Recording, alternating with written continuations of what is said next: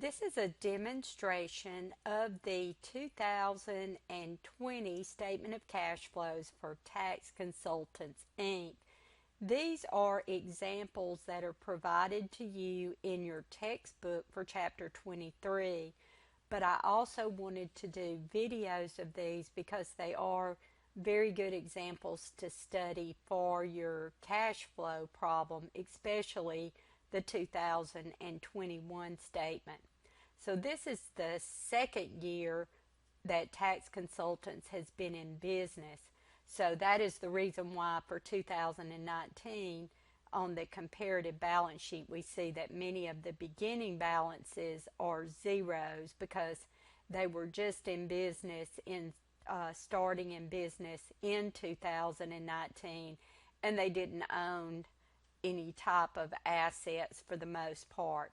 So when we are doing the statement of cash flows, we will have, in this case, we have comparative balance sheets for 2019 and 2020, and I have created an increase or decrease column. And for this example, I have included the area of the cash flow statement that each one of these balance sheet accounts belongs in, because it's helpful sometimes when you're learning how to do the statement of cash flows if you go ahead and just write out beside that balance sheet account which area of the cash flow statement that item goes in. After a while you won't need that, but it just helps when you're getting started. And I did the same thing in the liabilities and stockholders equity section. We also have the income statement for the year ended December 31st, 2020, and we can get quite a bit of information for the statement of cash flows from the income statement. But one thing that we will need to do is do an analysis of retained earnings so that we can determine the amount of dividends that were paid for 2020. We noticed that retained earnings increased by $116,000, but if you notice, net income was $134,000. So that means that we must have issued $18,000 in dividends. So we need that information for the statement of cash flows. So if you have the change in retained earnings and you have either the income or the dividends, you can figure out what the other one is. And so that is important information. We're also given in this income statement a breakout of the amount of depreciation expense. And we know that depreciation expense is a non-cash expense that we will need to add back to net income using the indirect method. So that's another piece of important information that we need for the statement of cash flows. So we're going to start out in the indirect method using net income, so that $134,000, and then we'll work our way through the comparative balance sheet. So we start out with net income of $134,000, and as I stated, we need to add back the depreciation expense. I wanted to note that if you did not have depreciation expense broken out, you could determine it by the change in accumulated depreciation for the buildings and the equipment. If you notice, both of those increased by $11,000 and $10,000, and you would just add those together and that would give you the depreciation expense. We also noticed that this year the accounts receivable decreased. So a decrease in accounts receivable would be a provision of cash. That means we collected all of our revenues and $10,000 of the beginning balance. We had an increase in prepaid expenses of $6,000, so that is a use of cash.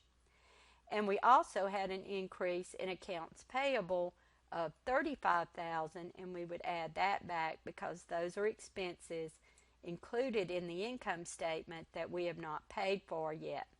So now we have our total adjustments to reconcile net income to net cash provided by operating activities of $60,000. It's positive, so we're going to add that to the net income, and we get net cash provided by operating activities of $194,000. Now we're going to move into our long-term asset portion of the balance sheet. And the first item we see is land. Land increased by $70,000. So we purchased $70,000 of land. So that is a use of cash. Building increased by $200,000. So that again is a use of cash. So that would be a subtraction. And we also purchased equipment for $68,000. So that would also be a use of cash. So net cash used by investing activities was a negative $338,000. Now we will move to the cash flows from financing activities, and we will go to the long-term liabilities section of the comparative balance sheet. We see that they have now issued $150,000 of bonds payable, so that would be a provision of cash, $150,000. We had calculated the amount of our cash dividends as $18,000, and that's a use of cash in financing activities. Overall, we had net cash provided by financing activities of $132,000. So our net decrease in cash is equal to our net cash provided by operating activities minus the net cash used by investing plus the net cash provided by financing, or a decrease of $12,000, and that does equal the reconciling amount for the change in the cash from 2019 to 2020. We add to that our beginning balance of cash at $49,000, and that gives us our ending balance for cash at December 31st, 2020 of $37,000, and that equals the amount on the balance sheet.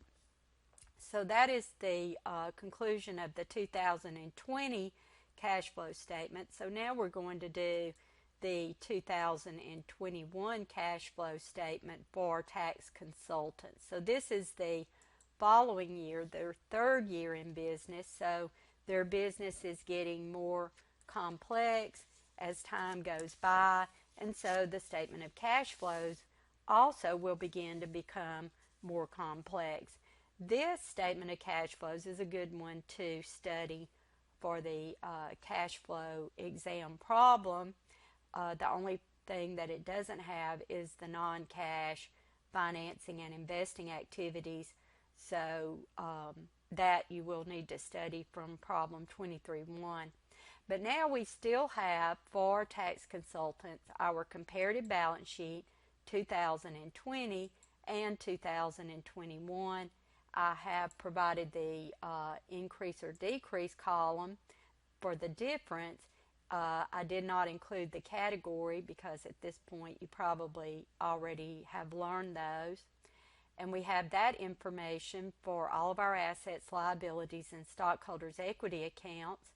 The problem also provides us with an income statement, and we can see by that our net income is $125,000. So based on our change in retained earnings of $70,000, we can determine that we must have issued $55,000 in dividends, because the change, the net income was $125,000 and the change was only $70,000. In your textbook, they also provide information on the sale of some equipment, which we notice in the income statement we have a loss included on the sale of equipment. So the information in your textbook tells us that the sales price of some equipment we sold was $34,000, but the book value was $36,000, so we did experience a $2,000 loss on the sale of the equipment. That is non-cash, so we'll have to make sure we add that back in the operating activities section of the statement of cash flows. But we also need to make adjustments to the equipment and the accumulated depreciation account for that sale. If the problem gives you the cost of the equipment and you know the book value, You can determine the accumulated depreciation by just subtracting the book value from the original cost. We need those amounts so that we can adjust those on the balance sheet. If you notice also, we do not have depreciation expense broken out in this income statement, so that makes it very important also that we make these appropriate adjustments to the comparative balance sheet change, or we won't be able to determine the correct amount of depreciation expense for this year. When we sold the equipment, the cost of the equipment, $41,000, would have been credited to the equipment account. So we have to add that back to the increase in the equipment account so that we can actually determine the amount that we paid for equipment in cash.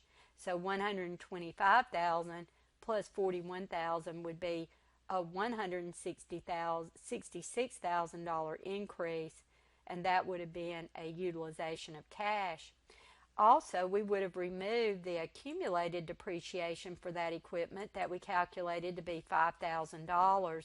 So we need to add that back also, because we would have debited the account for that, so that we can determine the actual amount of depreciation expense that was recorded for the equipment for this year. So we recorded actually $23,000 of depreciation expense for the equipment. And that is all of the information that we were given and all of the adjustments that we need to make. So now we are ready to go ahead and complete the statement of cash flows. Again, the income statement gave us the net income for this year of $125,000. We can determine the depreciation expense from the comparative balance sheet by adding the accumulated depreciation buildings and the adjusted or total amount of depreciation, accumulated depreciation for the equipment, and we get $33,000 of depreciation expense that we need to add back. That was non-cash. We also had that $2,000 loss on the sale of the equipment, so we need to add that back.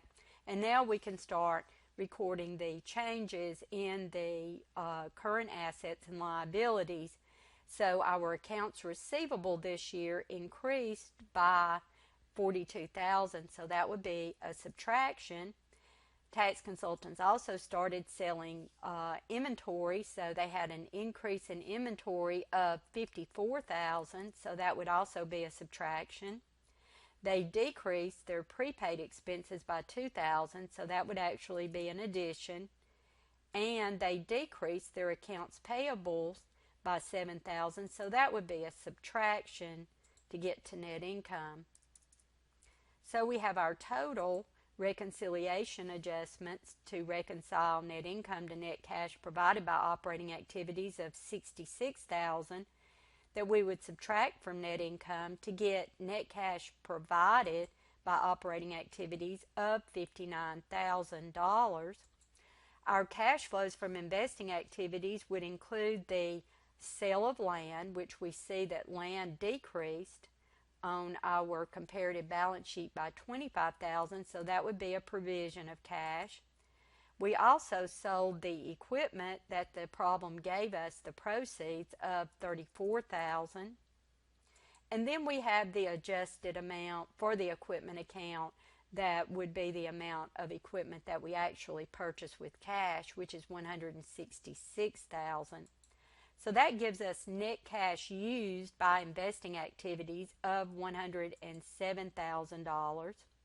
Now we will move to the long-term liabilities and stockholders' equity sections of the balance sheet, and we see that bonds payable decreased by $40,000. So that means that we redeemed $40,000 of our bonds, and that is a use of cash, so that would be a subtraction. Next, we see that common stock increased by $160,000. So that means that we received $160,000 for the sale of common stock. That would be positive. We had calculated the amount of the cash dividends for this year as $55,000. So our total cash provided by financing activities was $65,000. The net increase in cash was $17,000, which was from the $59,000 that was provided by operating activities, minus the $107,000 used by investing, plus the $65,000 provided by financing. The $17,000 does reconcile to the increase in cash for this from 2020 to 2021, and then we add the beginning cash balance of $37,000 at the beginning of the year, and that gives us cash at December 31st, 2021 of $54,000. And that is the conclusion of the demonstration for the 2020 and 2021 cash flow statements for tax consultants.